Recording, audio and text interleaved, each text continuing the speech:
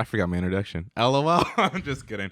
This is the Ambition Podcast with Israel Zab. This is the podcast where we get to talk about a lot of different things regarding young people, whether it be Christian culture, non-Christian culture, Nike shoes from a particular rapper that will get canceled for if we mention on this podcast. So feel free to subscribe, comment, and if you buy the shoes, let me know because they do look devilish. Anyway, welcome again. I love my introduction. What's up? Get you guys in trouble. It's gonna be awesome, you know.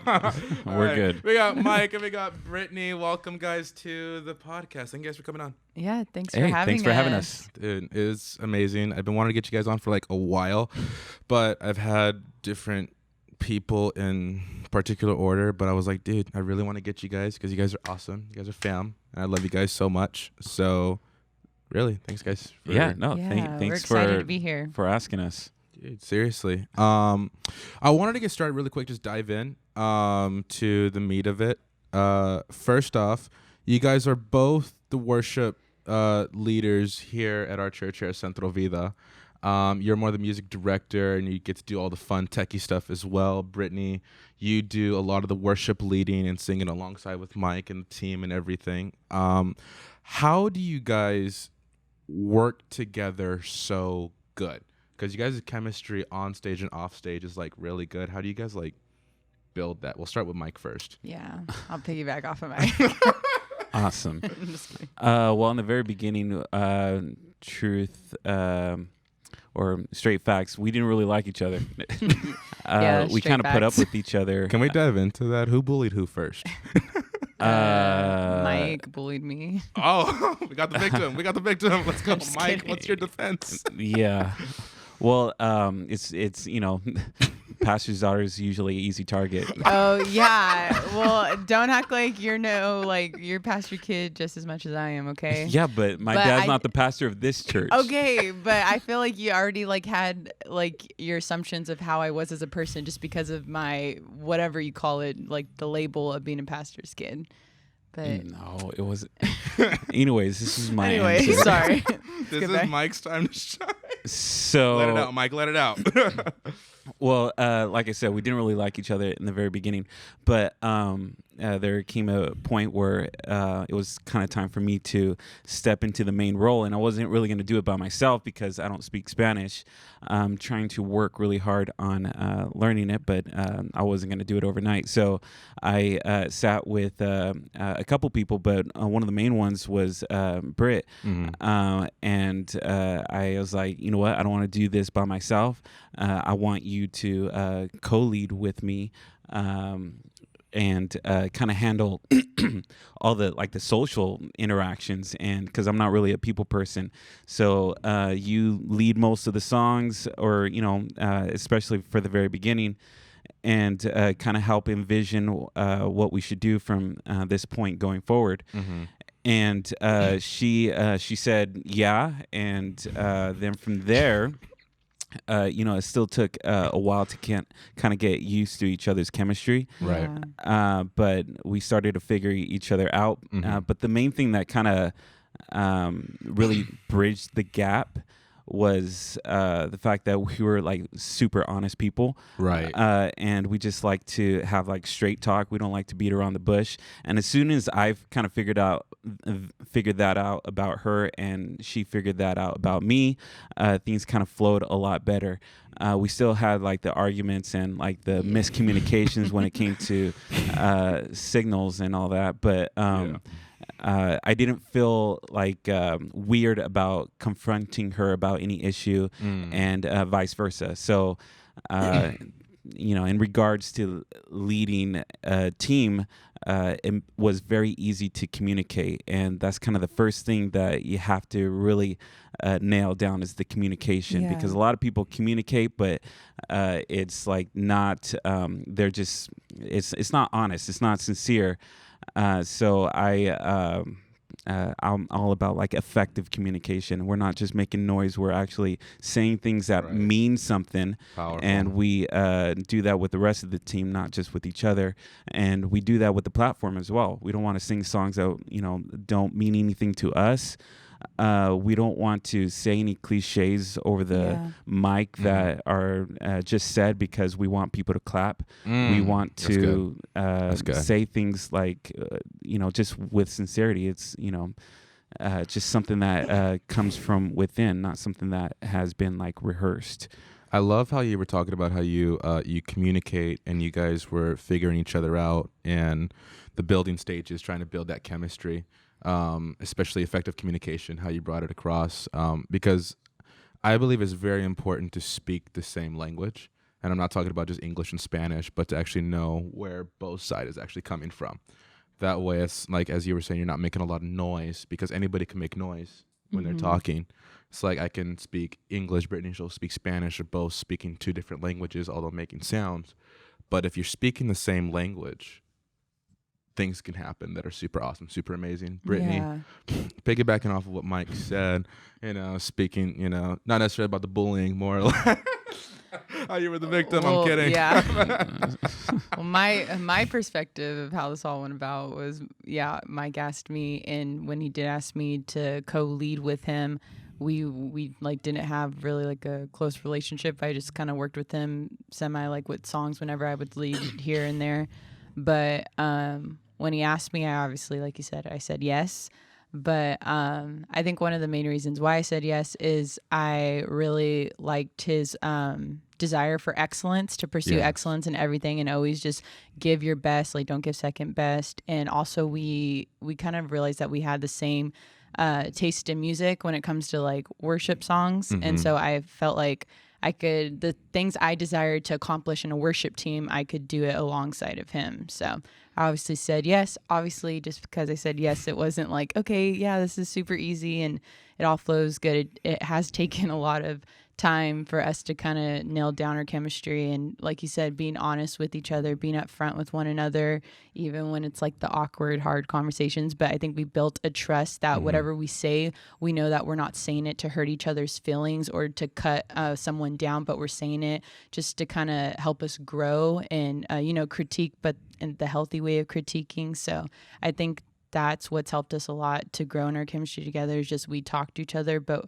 we're not, we're not sensitive or just worried about that he's hurting my feelings, but I know he's doing it for me to grow or vice versa. So I love that. So in the beginning process, when you guys had to learn to work around each other, what was it that drew you guys? Because you said you loved his belief about serving with excellence and passion. All right. One of the biggest things that I firmly say is, and I don't really get a lot of positive feedback when I say it, man. I make this statement because it is semi-provocative. The church is known for many things, but one of those things that they're not known for is having excellent quality. We're more known for mediocrity. So when you find a couple people within the church group that strongly strive for, and when I mean by quality, I'm not talking about having A1 equipment. I'm not talking about have multi-million-dollar industry backing you, but just that passion and that drive. What is it that, for both of you guys, what is it that makes you guys want to strive to be better than average? Because you guys not only show up on Sunday and practice before service, but you guys have a couple practices throughout the week, and those practices aren't 10, 15, 20, 30 minutes. Sometimes they can stretch for hours. Where do you guys find that inside of yourself to be like, we're not going to be status quo, but we're going for it? Mike, go with you first. I don't really start off with thinking about, I try not to start off with thinking about being better than average. I do think that I'm gifted. I think that I have a lot of things going for me, but I don't start off with like the mindset where I got to be better than the next person. Because like if I were to be realistic about where we are at right now, I think we would be like average at best within like the secular world. Our talents, our giftings, our abilities are just not up to par.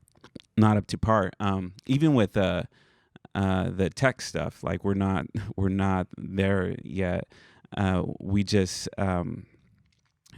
we just always push ourselves. I think the thing that we always remind our team is to be your best, not the best, because that's not the right metric that you want to use when you're trying to refine your skill set.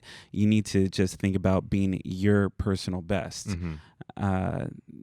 Honestly, I've always heard like the comparison is like the thief of joy. Yes. Yeah. Which is something that can like easily discourage you. And you want to always just compare yourself with yourself, not yourself with the next person, because you don't know what their struggles or what their resources are. So it's not a fair comparison. It's hardly ever a fair comparison. You always want to compare yourself with like the previous Sunday. Am I doing better than last Sunday? If I'm not doing better than last Sunday, then I need to fix something. With the stream and all the tech stuff, we've always taken it 1 week at a time, where we are like, what can we change, even if it's a small detail that can make us better, that can look better, that can sound better, that can flow better. And sometimes it would be as small as just changing a cable, changing a battery, or changing a lens. And a lot of people kind of focus on like the big changes, like, oh man, we're going to change a camera, or we're going to change a microphone. But like the small ones are super important too. So that's kind of like the way I see it. Like, just make incremental steps to become a better you, or better yourself, better your environment. That's my answer. Brittany, what keeps you not satisfied? What keeps you hungry for more, instead of just being satisfied with how you did for the theoretical yesterday? Well, kind of like piggybacking off of Mike.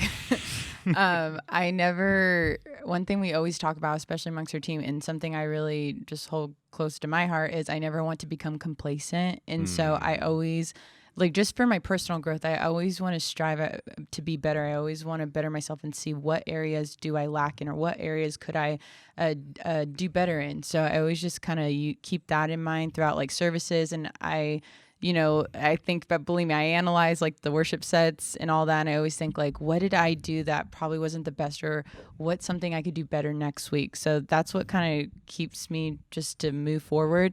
But I think another thing is like, I always just, what I've already said, we always want to give excellence to God in everything that we do, with our worship, with the technical aspect of it, everything. We always want to give him the best. And like what you're saying earlier about our practices being long, or they can go on for hours. I think like one of them, like for me personally as a singer, I want to practice the songs so much that they become like muscle memory. So I'm not too focused on the lyrics or the order of the song or what comes next, but it's like muscle memory that I'm not really focused on that as much, but I'm more focused on God and what he's doing in the moment spiritually. And I'm focused on the people and where they're at and where their connection is with him in the moment. So I just feel like the technical side is super important, but that's why practice is just as important, because when you practice so much and like it's embedded in you, you're not, the technical side is like kind of in you, that you're doing it correctly and you're not really focusing on it. You're focusing more on the spirit. And one thing that I did want to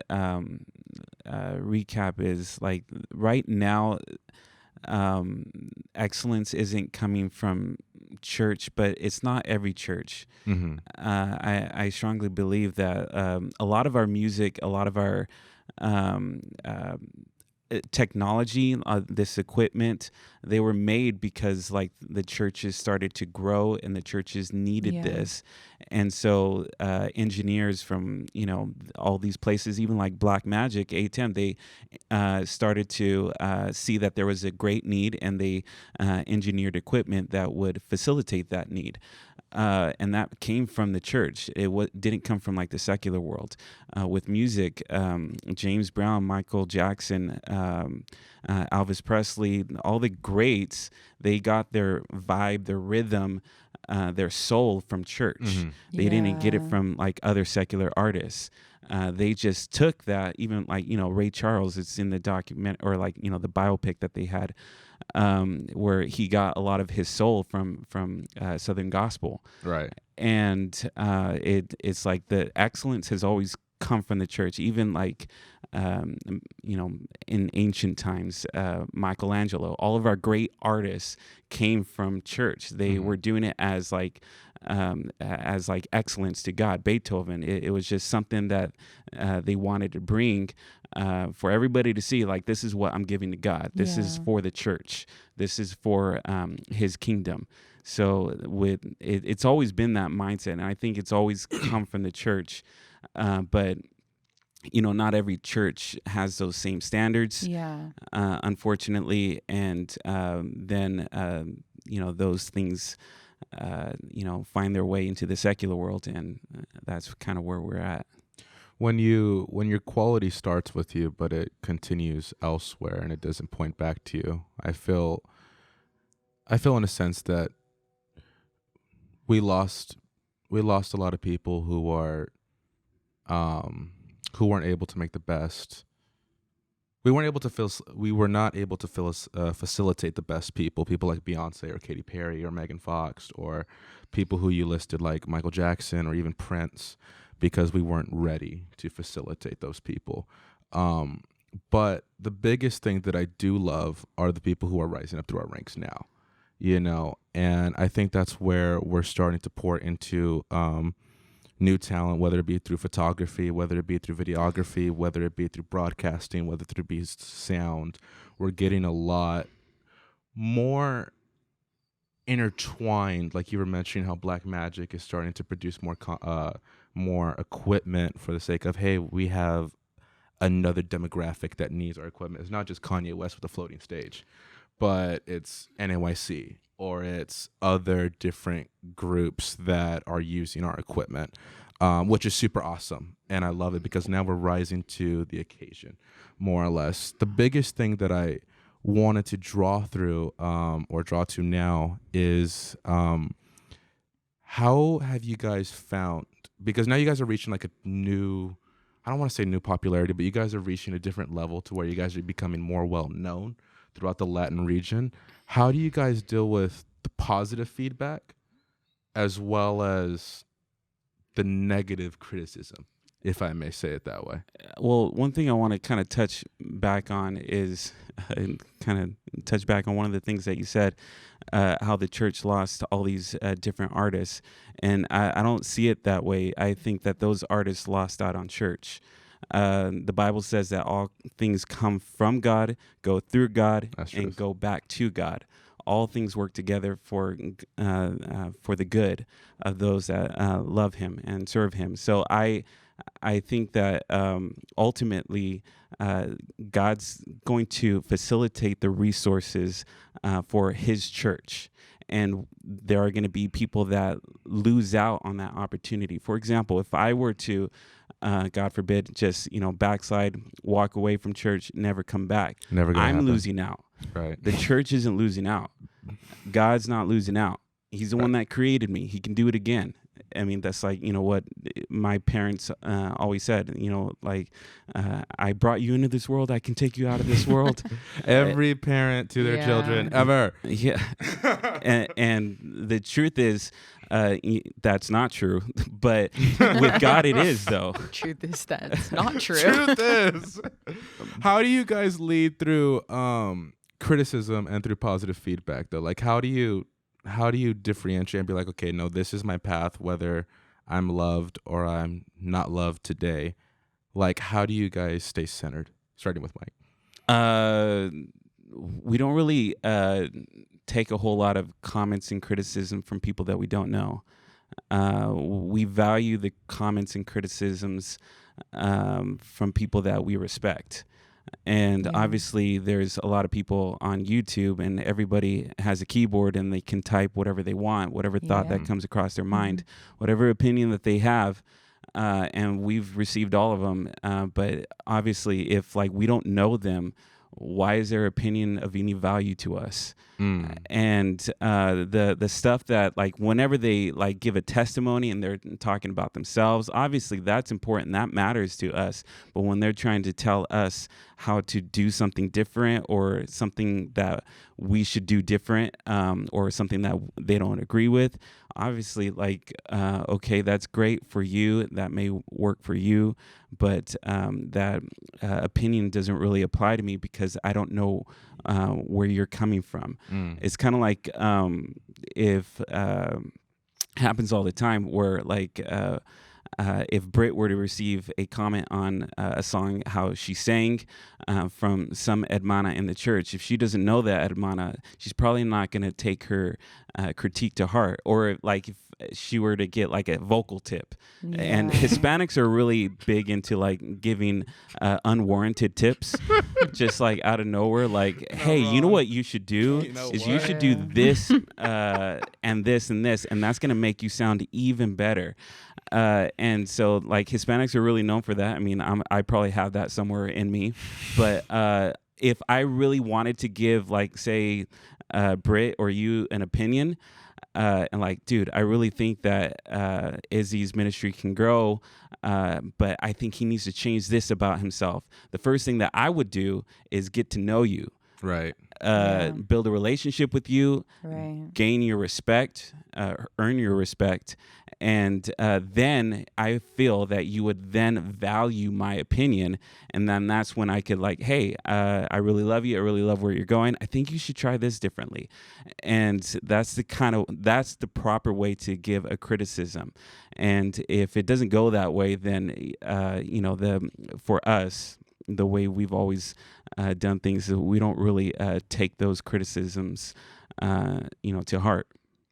Distance always tends to create distortion, Yeah. So that's what I've stood firmly on. Brittany, how do you tend to receive compliment or criticism, and how do you stay centered? I mean, everything that Mike says, kind of, I feel the same way, but it's true.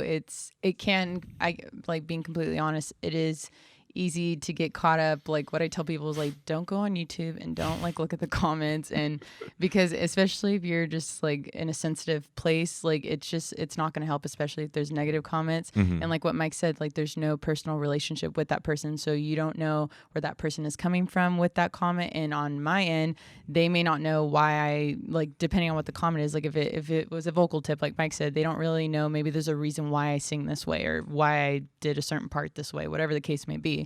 But yeah, I think it's just super crucial to have that relationship in order to receive that critique or that comment, whether it was positive or negative. Because if I have, like, a good relationship with someone and they're giving me a comment or critiquing me with something, like, I'm gonna, like, take that very well because I have, like, basically that respect, that trust in them. Sure.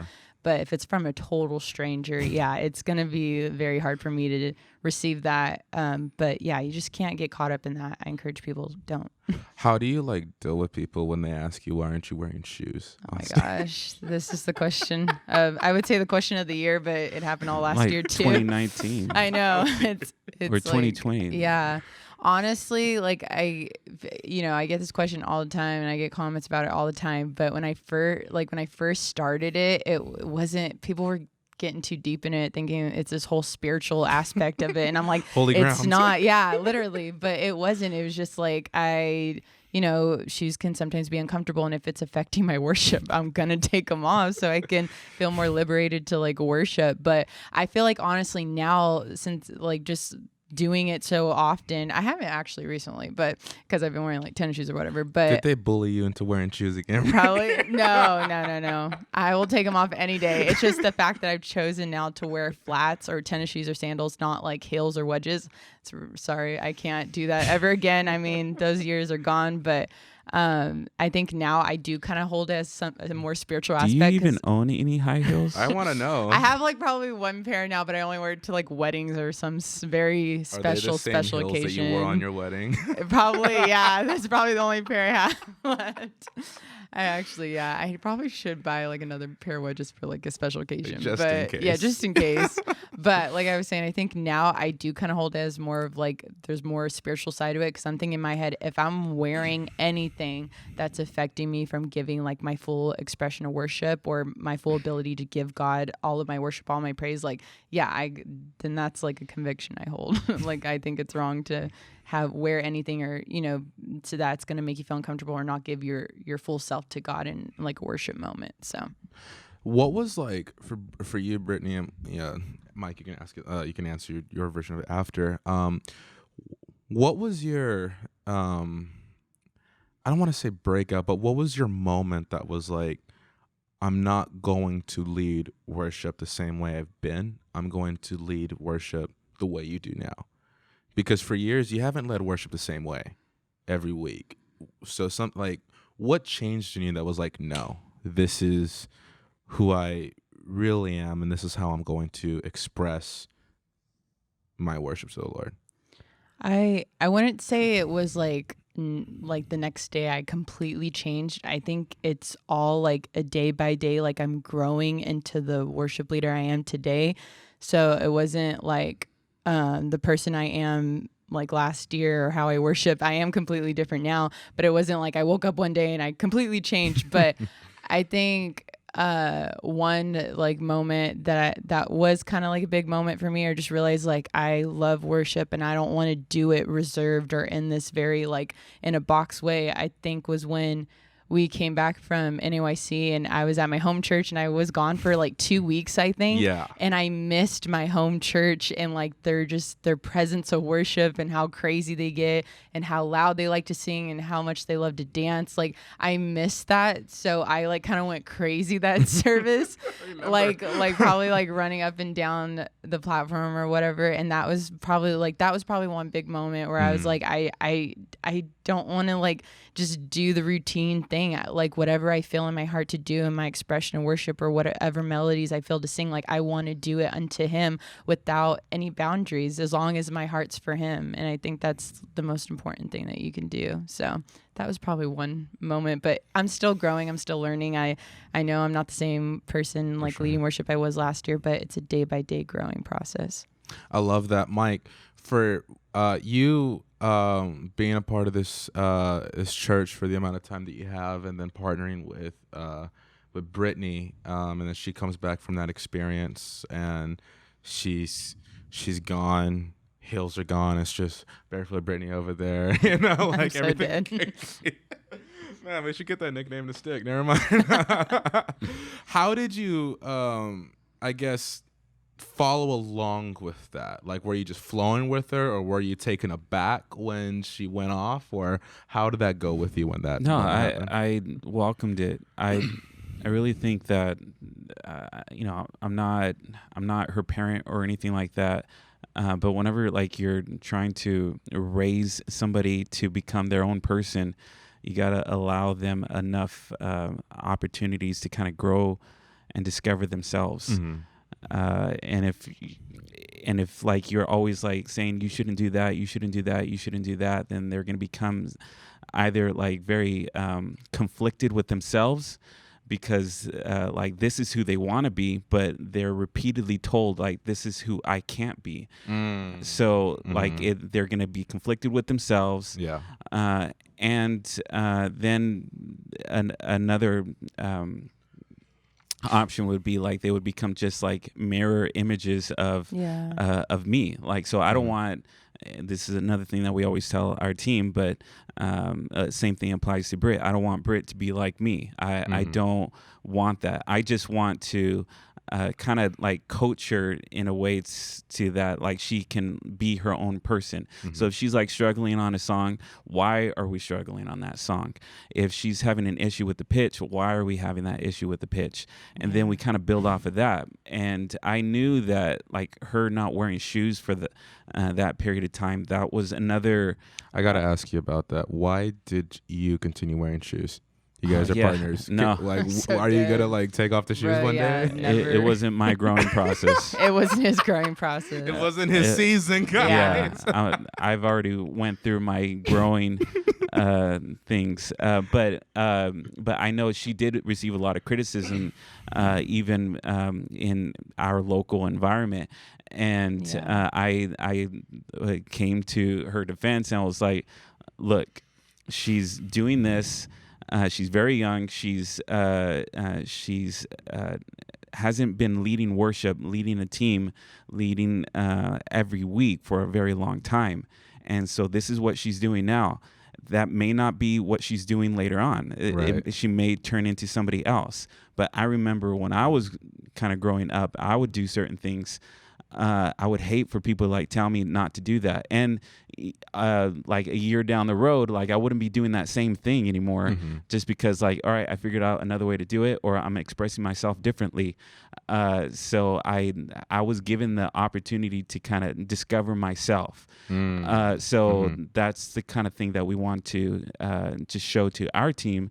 Like we want, like for Frankie, like we want you to understand structure, understand our chemistry. But then once you understand some of those critical components, then we let you kind of just, I heard like a really good word.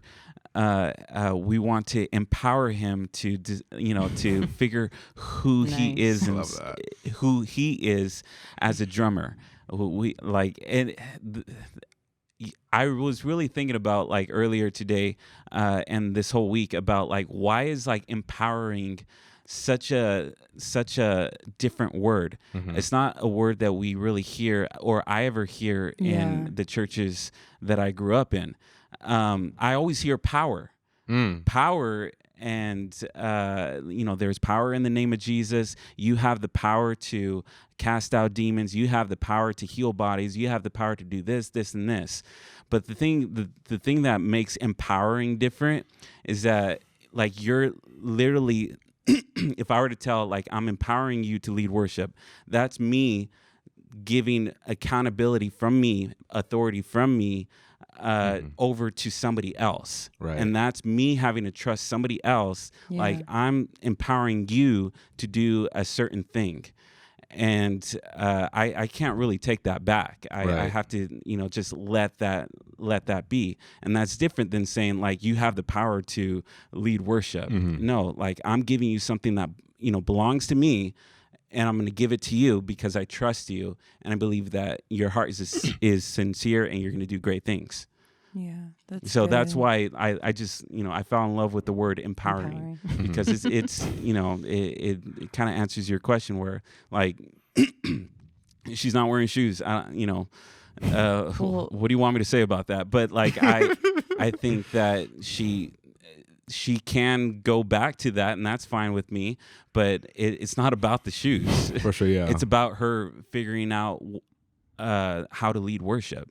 Right. And all those questions, I don't even know like the answers to, but I'm not going to like tell her, well, first of all, you need to put your shoes back on. Well, that's what I think. If we're so focused on whether or not I'm wearing shoes or whoever's wearing shoes or not wearing shoes, I think we're missing the whole purpose of what we're doing. It's not about the shoes. It's about like having encounters with God and having those moments, and everyone having those moments, not just one person. But if our eyes are just caught up on our feet or whatever else the case may be, then we're missing it. So it's not about the shoes, guys. It's about the Savior. Yes, let's go. Tweetable Jesus. One-liners. I'm so dead. I remember we put your flats on offer up one day, or your shoes. Oh my gosh. You guys need to stop. Well, she wasn't using them. I wasn't using them. Good one. Dude, Frankie keeps saying I need to like sell my Poderoso Dios dress. I'm like, bro, you need to stop right now. Hermana from Latin America will be like, yeah, it's got the anointing. Talk to me about, I want to know, as we're slowly starting to wrap things up a little bit, you've come out with a song, Levántate y anda, and you're coming out with another song. Is it Hoy Clamamos? Yes. Hoy Clamamos. My Spanish is not that good. No, you said it. You said it's it coming good, out this Friday. Dude. Coming out this Friday. Yeah. So we're so stoked. When this episode comes out, the song will already be out. So I'm super excited about it. Talk to me about, did you guys both write the song, or is it you, or how did the writing process go? It was both of us. Both of us. Both of us mean both of you guys. I Yeah, had no Mike part and of the I. song. I mean, no, with Oy Clamamos specifically, it was Mike and I, and then we had our friend Isaac help us out. We had, it was kind of a little bit of a group thing. I think like Humbert, We were Jazz. struggling a lot on the bridge. Yeah, we were struggling a lot on the bridge. So I think like Humbert, Jazz, Edward, like they all kind of like helped out in On this different one, ways. or- Yeah, on okay. Oy Clamamos. Yeah. How does generally like the writing process go? Is it like inspiration? Is it a theme? Like, where does the vibe, I guess, start? Brittany. It varies. I'm very new to songwriting. Like I haven't been doing this for years, and especially in Spanish, it was a bit intimidating at first, but I really felt God's like pushed me to do it, and He's helped me and guided me.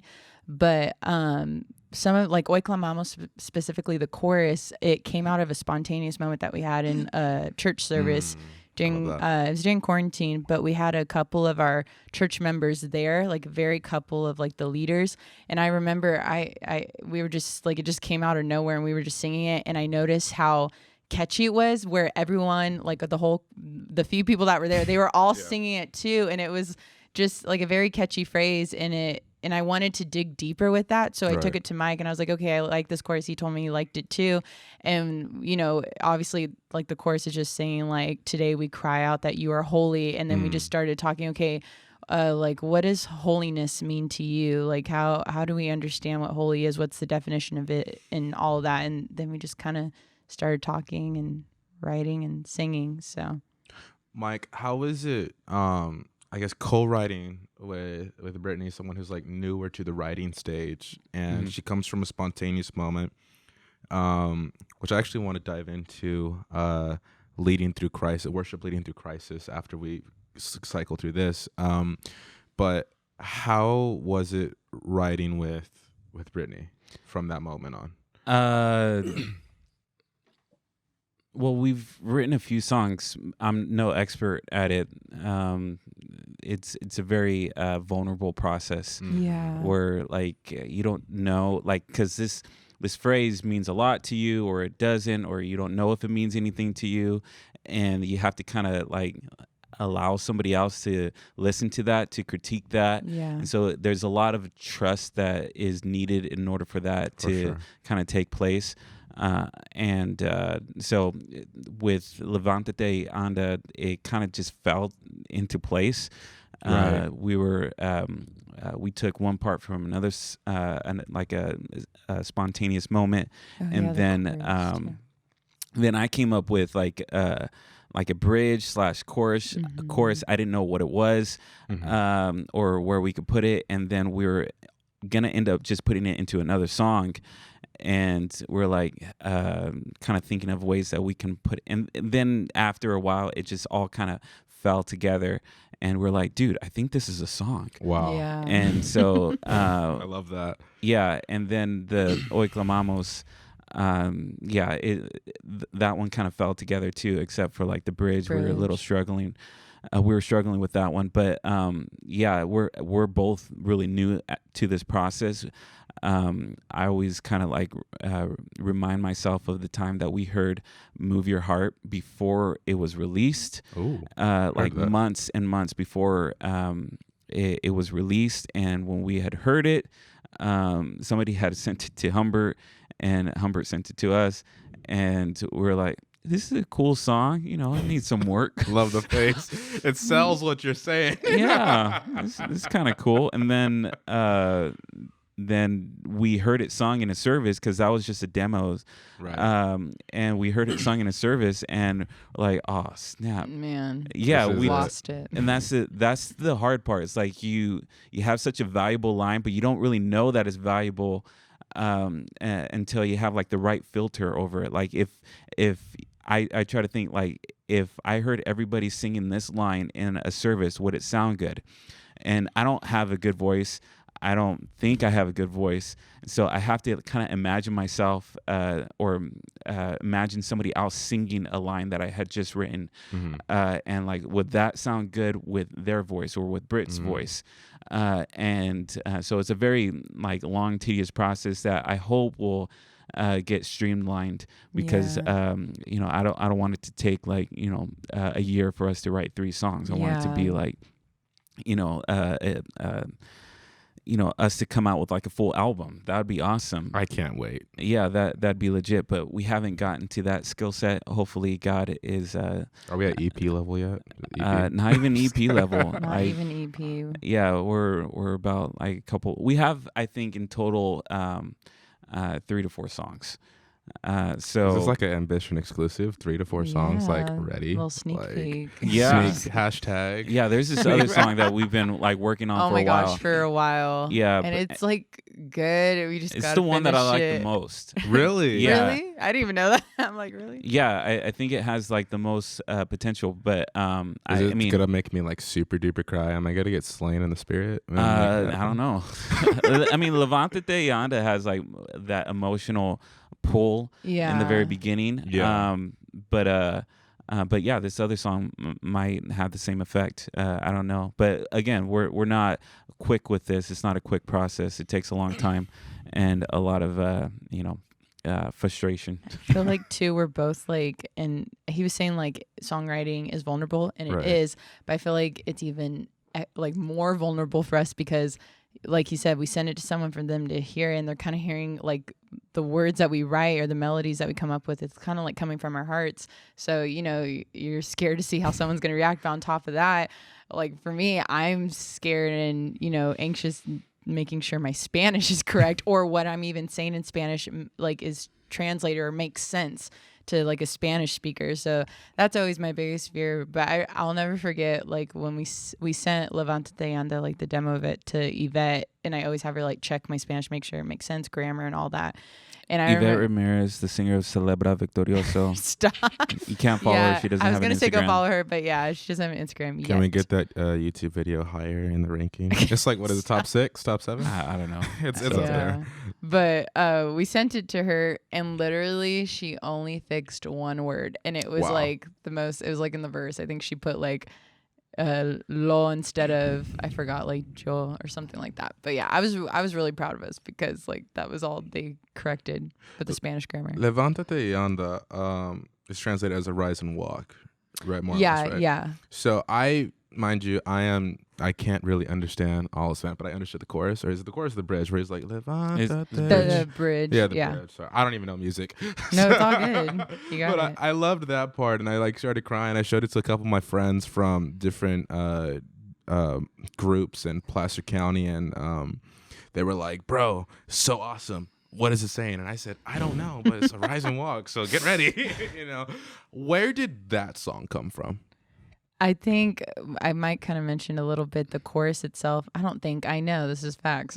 The chorus came from an altar call moment that we had, and I was just singing the chorus, purifícame y perdóname, which just means purify me and forgive me. Mm-hmm. And I was just repeating that, and so we just kind of talked more about it. And I think the song Levántate y Anda kind of comes out of my personal experience of what we've already shared of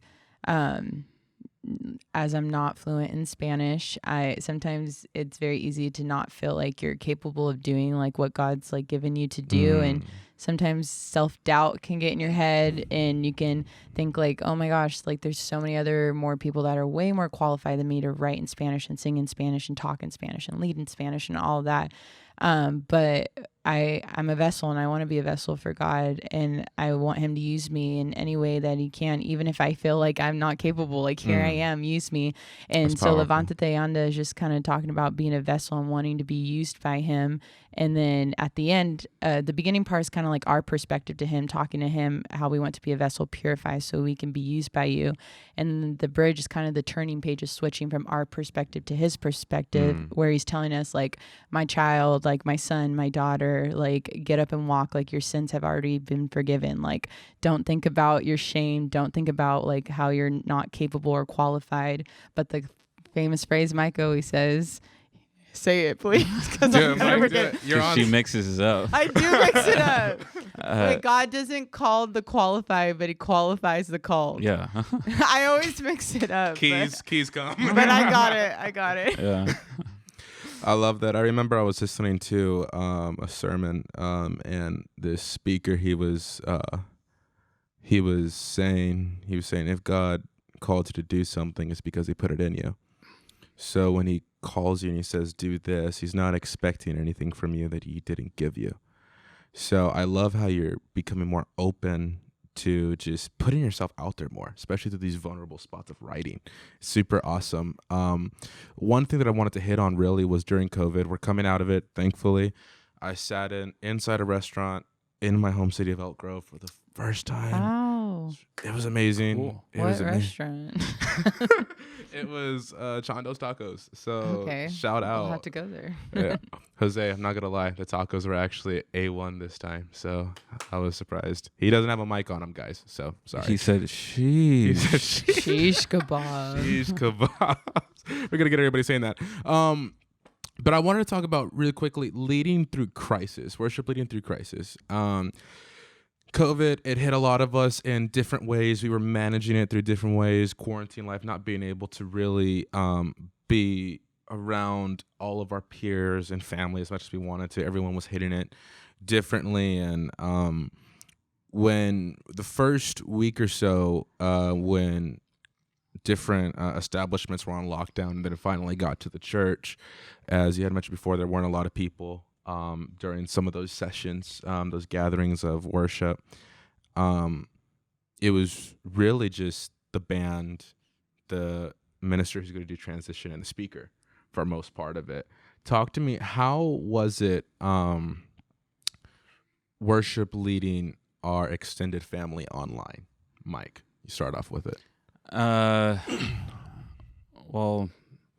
it had its pros and cons. A lot of pros at first, because we just like the idea of not, well, I think from a pastor's perspective or from a music director's perspective, we're always kind of like watching how many people are there attending a service for a Sunday. If like the pews aren't full, that gives anxiety, at least to me.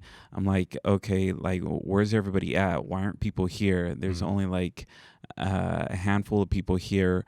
What's going on? Or like, you know what, we really need to pick up our evangelism, or, you know, we really need to do better on like getting people to the church. But with COVID, obviously that kind of flew out the window, and we didn't have to really think about like who was there, who wasn't there, who liked the song, who didn't like the song. Right. We definitely didn't have to worry about how loud the sound was. Oh, And so sure. we could just really kind of just express ourselves with the most sincerity to date during that season. And I really liked it. And thankfully we had already been streaming for a year or two. Yeah. And so we already had a process. I also think that, you know, like I said before, with all things, God's always going to receive the glory in the kingdom. And there was a church that I was helping out, and for the longest time they wanted to do stream, but they just kept on holding back. They didn't want to stream. They didn't want to have like their services out there. And I was trying to help them out, and they wanted to do it, but I think what the problem was is that if it didn't sound good or look good or didn't like come across like they wanted it to, they didn't want it online. So, and I can understand that. I mean, if you have like a really bad service, you don't want that kind of thing floating around for other people to see, because that's going to be their first impression. But I think a lot of churches had that same feeling. That's why they didn't really want to dive into it. But through COVID, God really pressed on to every church that like there is no other way. Like you cannot be ashamed of your services. Come on. It's either for the whole world or it's for nobody at all. That's powerful. So thankfully we had already had a jump start on it, and we were like streaming all of our services So whenever COVID came, it was just mainly the team. And it also taught us how to, like, we're not here to sing songs for an applause. We're here to sing songs and worship to a king, to a God. Yeah. And so all we got is a camera in front of us, and we have to make this moment count. And you can tell easily on a camera if it's meant for the viewer or if it's meant for God. That's so true. If it's meant for the viewer, it just comes across different. It's really hard to explain.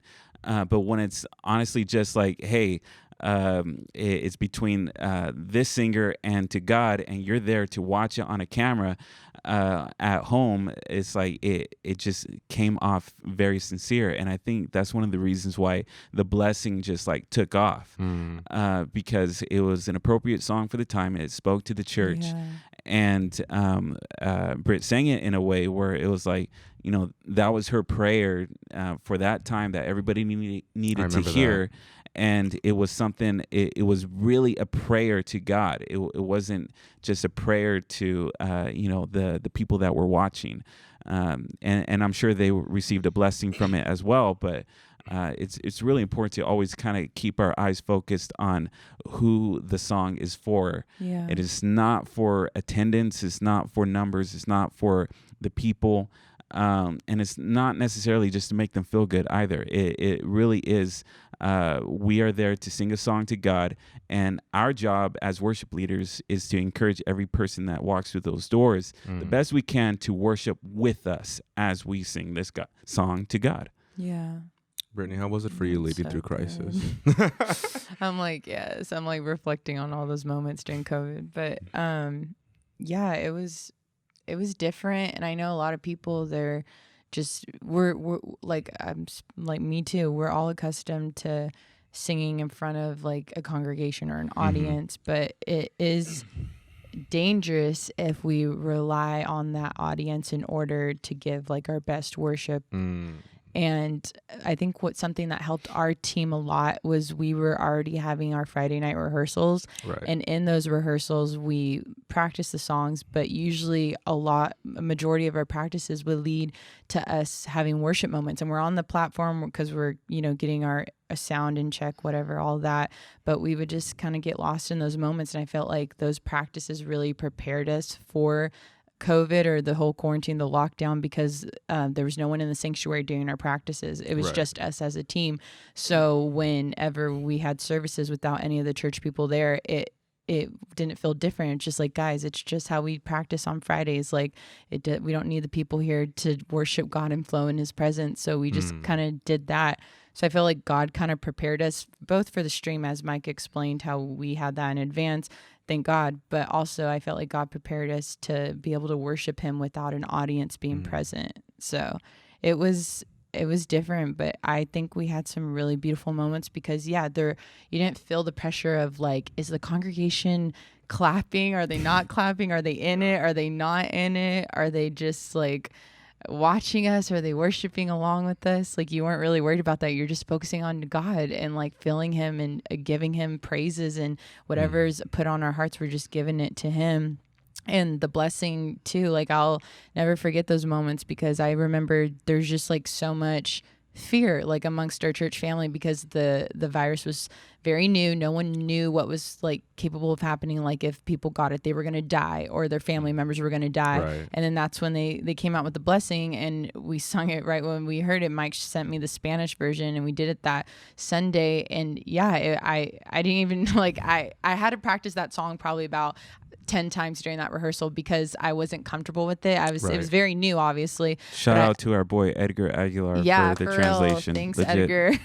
Sure. He translated it and it's a beautiful translation, but we practiced it so many times so it could get embedded in us, so we weren't focused on the details, but we were just focused on the overall message of the song. And so we were prepared to declare that. And that moment I'll never forget. I just felt like fire within all of us where we were just like praying and declaring like favor and protection upon like every family, not just the family members of our church, but the family members that are watching online and throughout the entire world that need a sign of hope, that needed a sign of faith, because they were just so consumed with fear and anxiety, and they were just scared because no one knew what was the outcome of what was happening in our world. So I remember during that season, I was talking to some of the different team members that were present, because it was mainly just team members, as we're all saying during that. I think it was like maybe like a month or so.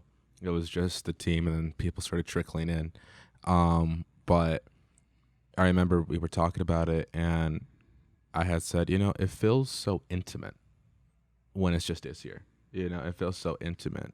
And I remember one of them saying, yeah, the Holy Spirit spoke to me, and it was God's calling his people to a place of intimacy throughout this year, and I feel like that changed the game for a lot of different people, because now when you look through it, as you were mentioning earlier, you can see through the camera when it's for show and when it's true and pure worship. Not necessarily that you're supposed to be judging everybody and looking at them through a microscope saying, hey, are you purely worshiping?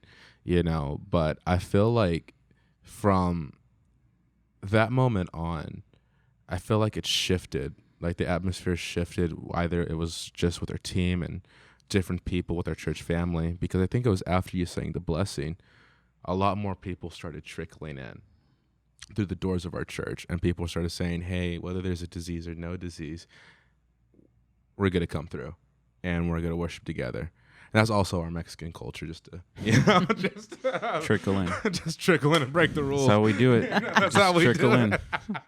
Take over a country. Well, I think whenever they started coming back, they were a lot more thankful for being at the church. Yeah. Oh, yeah. So we we didn't get any complaints about sound, not from the people. Yeah. We didn't get any complaints about like the song selection, the cameras up on the platform. We were just all over the place with, they were coming back to like a very different worship scene, and they weren't critiquing it. They were very forgiving. Right. No, right. You, they were thankful. They weren't like forgiving, but they were very thankful for being there. Yeah. They were hungry. And hungry. They were hungry to be back, and to experience. I love it.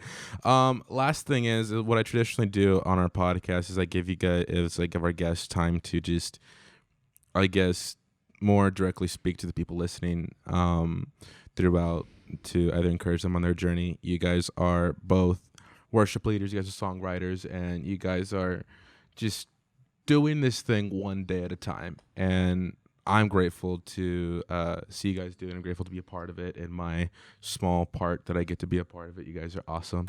What would you, starting with Mike, how would you encourage the person starting with the iPhone 7 live streaming, or the person who is learning how to play guitar for the first time, or is learning how to start up a church and they don't have the worship capability yet, but they're looking at what you guys are doing and they're like, oh, that's the Instagram. Like, how do I get to that part? And they're doing what you had said earlier, which is they're comparing themselves. So how would you inspire them to say, this is how you do, or this is what you should do? I'd start off with like encouraging them that God is going to supply all the resources needed for their ministry. He's going to equip the called, not just like, call the called. He's going to like equip them to have what they need, the tools necessary. And you may not receive all those tools at first. So you have to like do well with what you have. So if all I had was an iPhone 7, I'd try to get the best shot as possible, like the best shot that I could, and slowly and quickly upgrade from there. Like I'd like maybe get like a little microphone as an adapter, which you can get, and it would sound a little bit better. Maybe get a lens for the iPhone, which you can get, and it'll look a little bit better, and start to build up from there. We started off with one camera, and a computer, and it just kind of built up from there. It doesn't come overnight, and you can't expect it to come overnight. If you were blessed with $50,000 worth of equipment, you wouldn't know what to do with it. Right. So you have to start up from the ground in order for you to understand what you have, and then you'll actually be thankful for what you have too. That's the other thing. Like, if you don't have what you want yet, be thankful for what you do have. That's also like very critical to like being a worship leader. If you are always like looking through like the store window, just like, God, why don't I have that? God's not going to bless that kind of attitude. You got to be thankful for what you do have. And if all it is just an iPhone 7 or a cheap karaoke system, like I don't mind starting from that. Like that's where I did start from. I've started from like Radio Shack speakers. Yeah. And I cherish those moments because I'm appreciative of all the equipment that I get to use now. It's and I understand the equipment that we use now. That's why I understand them, because like I had to start purchasing one thing at a time. Mm-hmm. I love that. I actually said iPhone 7. I was gonna ask you a different variation of the question. That's my bad. I didn't. She was like, No, I wasn't. Mike was wanting me to answer. I'm like, bro. Mike was like, piggyback, Brittany, piggyback. He's just so used to me piggybacking. The reason why I said iPhone 7 is because Hosea told me before. He said, we started off with an iPhone 7, and it was his iPhone 7. So it was funny. Brittany, how would you, how would you share with somebody saying, who, a worship leader who is trying to find their voice? I believe a lot of us tend to be a megaphone or an echo before we start finding our voice, and how we want to express ourselves. So how would you encourage those to be like, hey, just step out, just go for it? Like, how would you do that to somebody? I mean, Yes. what? She's like, it starts off with taking off your shoes. I think it all, like, you can't get caught up with like worrying about what people think or how they view you, or like how they judge you with your worship. I think if you get so caught up with the comments and opinions, like you're gonna really damage yourself, because it's really easy to get caught up in that. But I think it's just, you always just got to stay close to Jesus. Like, always remind yourself, like, why do you like to sing? Why do you like to lead worship?